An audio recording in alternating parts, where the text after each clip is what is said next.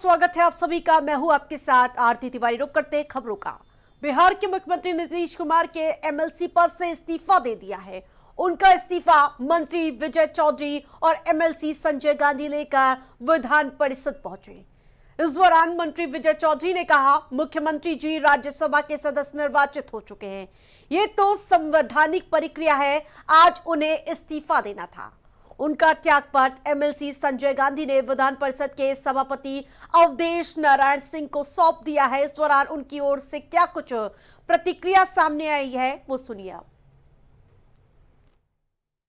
सभापति महोदय के कार्यालय में भेजा है, हम लोग इन्हीं के साथ आए हैं और इंतजार में हैं। सभापति जी आएंगे तब इस्तीफे पर आगे की कार्रवाई होगी। मैंने उसके स्वीकृति की प्रक्रिया पूरी की जाएगी। मतलब सभापति महोदय के यहाँ आप लोगों ने इस्तीफा दे दिया है? लेकर इस्तीफा कह रहे हैं जो हम लोग के पास है, तो कहाँ दे दिया? अच्छा, दिया नहीं है अभी सर। वही इस्तीफा आपको कह रहे हैं कि हम लोगों के पास है, वो आएंगे, उनके इंतजार में है जी।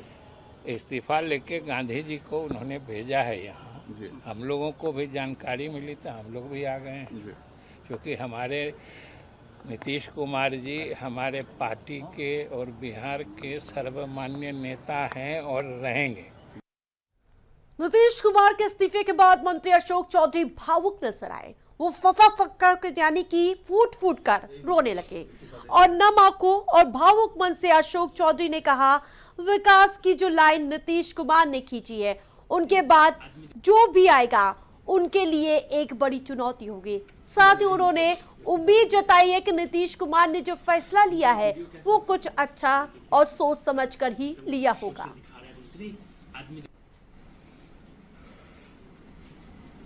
सीधा यही मतलब इस्तीफा दे दिए। तो 64 किलोमीटर पैदल चले थे भूमि अधिग्रहण बिल के खिलाफ। जो लोगों का प्यार देखे थे नीतीश जी के, लोगों के आंखों में नीतीश जी के लिए प्यार देखे थे, क्योंकि 14 का लोकसभा हो चुका था, 15 का विधानसभा होना था। जाके हमने सोनिया जी को कहा था कि नीतीश जी की फैन फॉलोइंग लोकसभा के रिजल्ट से नहीं देखना चाहिए। Nitish ji is a mass leader, चाहे वो मुस्लिम हो, सत्तू बेचने वाला हो, अंडा बेचने वाला हो, साइकिल पंचर कराने, क्योंकि पैदल चल रहे थे। सब लोगों ने नीतीश जी की बहुत बड़ाई की और बोला कि 15 में हम लोग नीतीश जी को ही सरकार फिर उनकी लाएंगे। तो हमने सोनिया जी को कहा था, उसके बाद महागठबंधन बना, उनके लीडरशिप में सरकार बनी। फिर जब नीतीश जी इधर आ गए तो उनके आग्रह पर हम इधर चले आए उनके, क्योंकि हम उनसे बहुत प्रभावित हो गए थे। नेचुरली आदमी जब किसी के साथ काम करता है तो, और उनके सानिध्य में उन्होंने बहुत सम्मान दिया, बहुत प्यार दिया। वही नेता प्रतिपक्ष तेजस्वी यादव ने कहा कि बीजेपी ने मुख्यमंत्री से दबाव में इस्तीफा दिलवाया है। तो वहीं आरजेडी सांसद मनोज झा ने नीतीश के इस्तीफे पर चुटकी ले ली। मनोज झा ने कहा कि दिल्ली दरबार की मर्जी के बिना कुछ नहीं होता है, बयानबाजी जबरदस्त देखने को मिल रही है। इसको सेम महाराष्ट्र का रिपैकेजिंग करके नए तरीके से इनको कुछ दिनों के लिए 2-3 महीना के लिए मुख्यमंत्री बनाया। अब हटा रहा है भाजपा के लोग। भाजपा के लोगों ने ठगने का काम किया, नीतीश जी को ठगा, चाहे महिलाओं को ठगा, जो 1,90,000 रुपये अभी नहीं बांटा गया, 10,000 रुपये चुनाव के दिन बांटे गए और बोला गया कि 1,90,000 दिया जाएगा। बिहार में पहले से ही बिजली की कीमतें जो हैं बहुत बढ़ी हुई थी, देश में सबसे महंगा बिजली बिहार में मिलता था और चुनाव के बाद और भी महंगा बिजली जो है दरें जो है बढ़ाई गई हैं। तो इन लोगों ने बिहार की जनता को भी धोखा दिया, ठगा।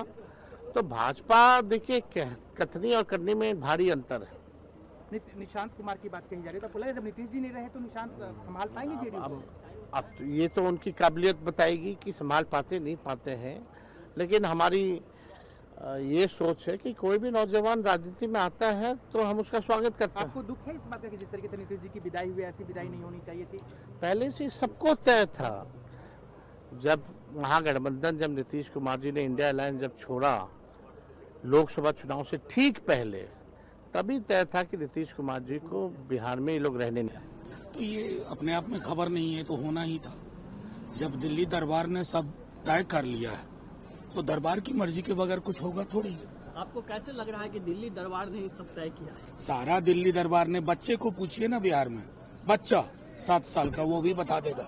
जा नहीं रहे हैं, ले आए जा, तो ये अपने आप में खबर नहीं है, तो होना ही था।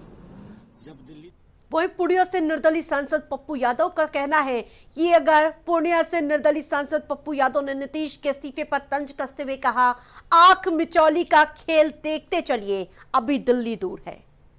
गले लगा रहे थे इस्तीफा नहीं देंगे, इस्तीफा नहीं जाएंगे। भाई विधान परिषद से इस्तीफा दिए हैं ना, अब आने दीजिए ना समय। कहा है बीजेपी के सारथी लोग इतना परेशान का है, राजभवन भी जाने दीजिए, राजभवन से आने भी दीजिए। अभी दिल्ली दूर है, आंख मिचौली का खेल देखते चलिए, काहे चिंता आप करते हैं? आपको संदेह है अभी भी कि नीतीश कुमार मुख्यमंत्री पद से इस्तीफा देंगे? आपको इस बात को लेकर संदेह है? मुख्यमंत्री जी नैतिक मूल्यों से चलते हैं। नीतीश कुमार जी का चरित्र, चिंतन, विचार वो बिल्कुल गांधीयन विचार और जेपी कर्पूरी जी के ऊंचे आदर्श के प्रतीक है। प्रधानमंत्री नरेंद्र मोदी कल गुजरात के दौरे पर जा रहे हैं। पीएम मोदी सूरत में निर्माणाधीन बुलेट ट्रेन स्टेशन का निरीक्षण करेंगे। इसके साथ ही वे Mumbai Ahmedabad high speed rail corridor की प्रगति पर समीक्षा करेंगे। वहीं पीएम मोदी नर्मदा जिले के देवमोगरा मंदिर में पूजा अर्चना भी करेंगे।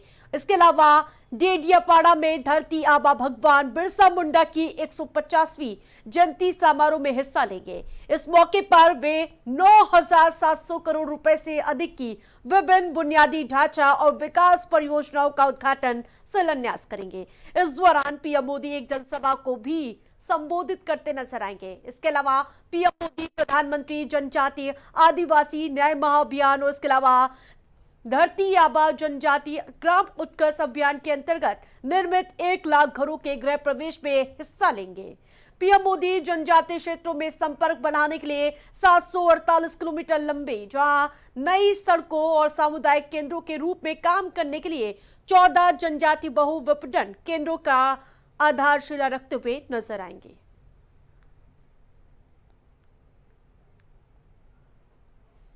पांच राज्यों के चुनावी रण ने देश में सियासी पारा चढ़ा दिया है। कांग्रेस नेता राहुल गांधी जहां आज से केरल में 2 दिवसीय चुनावी अभियान में शामिल होंगे।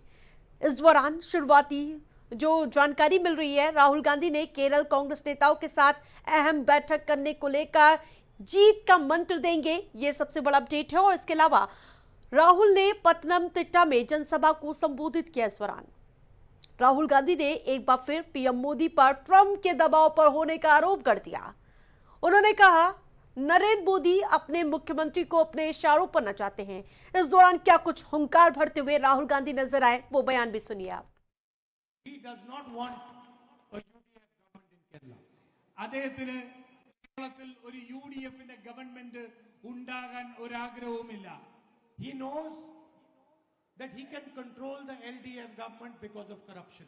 അദ്ദേഹത്തിന് കൃത്യമായി അറിയാം കേരളത്തിൽ ഒരു എൽഡിഎഫിന്റെ ഗവൺമെന്റ് ഉണ്ടായാൽ അവരുടെ അഴിമതി കൊണ്ട് അവരെ നിയന്ത്രിക്കാൻ സാധിക്കുമെന്നറിയാം. And he knows that LDF can never challenge him in Delhi. അദ്ദേഹത്തിന് വളരെ കൃത്യമായി അറിയാം ഇവിടത്തെ എൽഡിഎഫിന് ഡൽഹിയിലുള്ള നരേന്ദ്രമോദി ഗവൺമെന്റിനെ വെല്ലുവിളിക്കാൻ സാധിക്കില്ല. So he understands that only the Congress party can defeat him in Delhi and across the nation. അതുകൊണ്ട് അദ്ദേഹം മനസ്സിലാക്കുന്നു ഡൽഹിയിൽ അദ്ദേഹത്തെ പരാജയപ്പെടുത്താൻ കോൺഗ്രസ് പാർട്ടിക്ക് മാത്രമാണ് സാധിക്കുക എന്ന് നരേന്ദ്രമോദി മനസ്സിലാക്കുന്നു. That is why he wants to strengthen the LDF in Kerala. അതുകൊണ്ടാണ്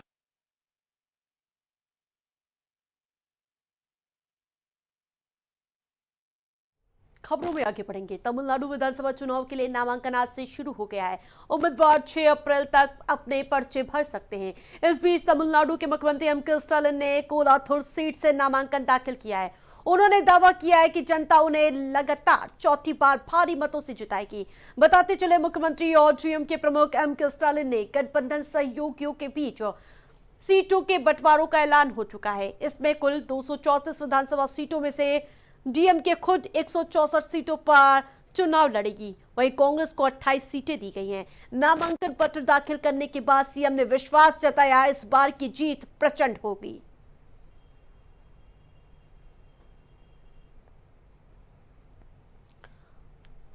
वहीं टीवी के प्रमुख और इसके अलावा सुपरस्टार थलपति विजय भी नामांकन दाखिल करने पहुंचे। पेराम्बूर और इसके अलावा त्रिचीपुर से चुनावी दंगल में उतरे थलपति विजय ने पर्चा भरने के बाद भव्य रोड शो किया, यानी कि शक्ति प्रदर्शन किया गया। इस दौरान तमिल सुपरस्टार के रोड शो में उनके प्रशंसकों की भारी भीड़ देखी गई। बताते चले, रविवार को अपनी पहली चुनावी पारी का ऐलान करते हुए थलपति विजय ने 2 सीटों से चुनाव लड़ने का ऐलान किया था। इसके साथ ही टीवी के उम्मीदवारों के नाम का ऐलान भी हुआ। इस दौरान विजय ने जनता से टीवी के को मौका देने की अपील की है। उन्होंने अपनी चुनावी चिन्ह का जिक्र करते हुए कहा, सीटी को वोट दे, ये सीटी क्रांति का प्रतीक है।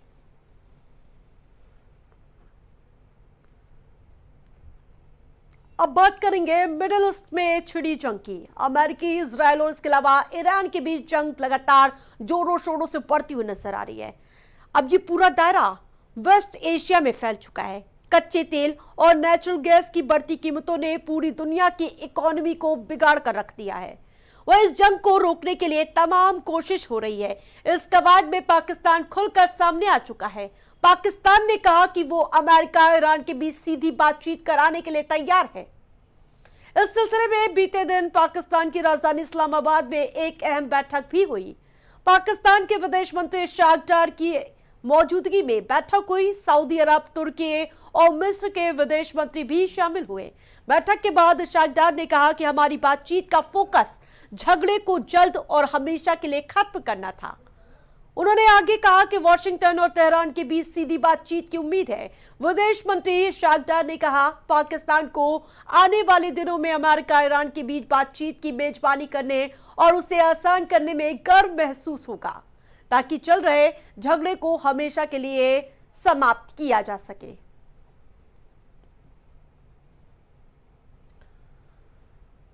दिल्ली में सुरक्षा एजेंसियों को बड़ी सफलता हाथ लगी है। दिल्ली पुलिस की स्पेशल सेल की टीम ने लश्कर-ए-तैयबा के आतंकी और मेट्रो पोस्टर केस के मास्टरमाइंड शब्बीर अहमद लोन को गिरफ्तार कर लिया है।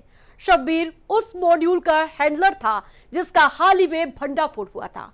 पुलिस के मुताबिक शब्बीर लोन लंबे समय से सुरक्षा एजेंसियों के रडार पर था और बांग्लादेश से बैठकर भारत में आतंकी गतिविधियों को संचालित कर रहा था।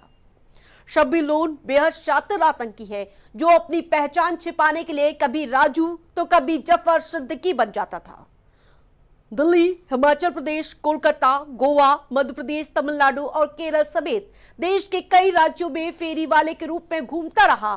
शॉल बेचने के बहाने अपना नेटवर्क खड़ा करता रहा।